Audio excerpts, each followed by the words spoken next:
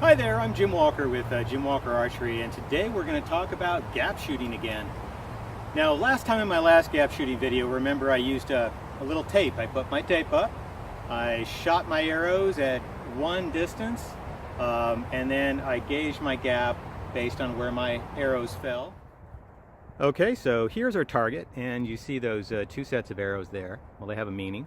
Notice how one of them has 5 and one has 7.5. Well, that stands for 5 yards, and 7.5 stands for 7.5 yards. So when I have a new bow and a new limbs like I have now, the first thing I want to do is figure out what my gap is. So what we're going to do this time is a little bit different.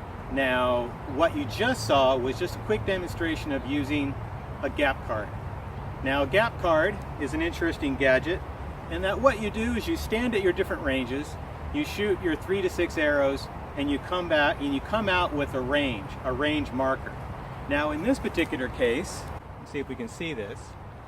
This is my gap card. Now, on my gap card, I have a 5, 10 to 15, 20, and 30.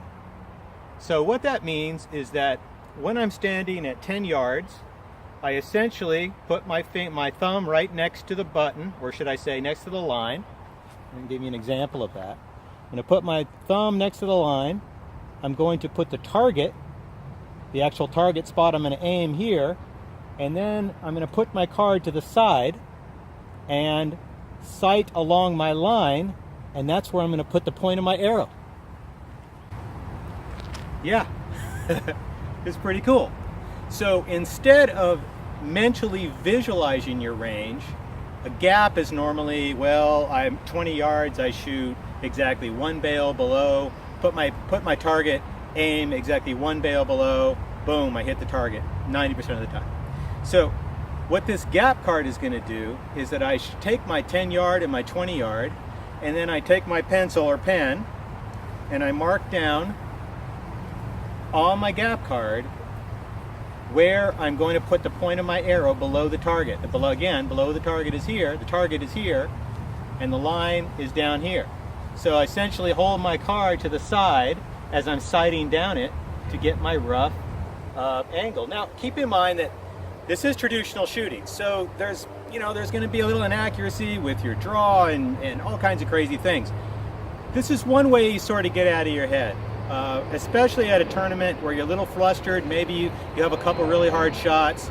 They're out to 30 or 40 yards, and the terrain is undulating, but you know it's 40 yards.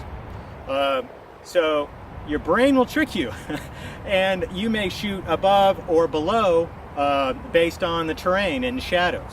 So what the gap card is going to do is going to give you the ability to kind of find that 40 yards and then get the line on your gap card and look for a twig or a rock or something at that line, put the point of your arrow on that line and shoot. And that is all there is to a gap card. It's just another way in which you can range appropriately out in the field where you know the range distances. So, it's just like gap shooting, except you actually have a physical card to double check the point on the ground or the point on the target that you're going to aim at. Well, I hope that clarifies what a gap card is. Very simple to make. Just take an old credit card with some paper tape, masking tape, lay it on there, pen or pencil, mark your ranges.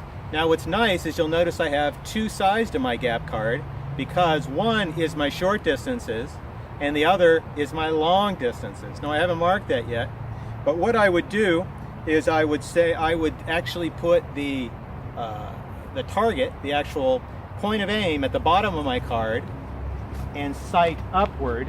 Let's just say it's a 60-yard shot, so my 60-yard shot might be here. So I literally put my finger here on my 60-yard shot, the bottom of my card on the point of aim, and then that's roughly my elevation.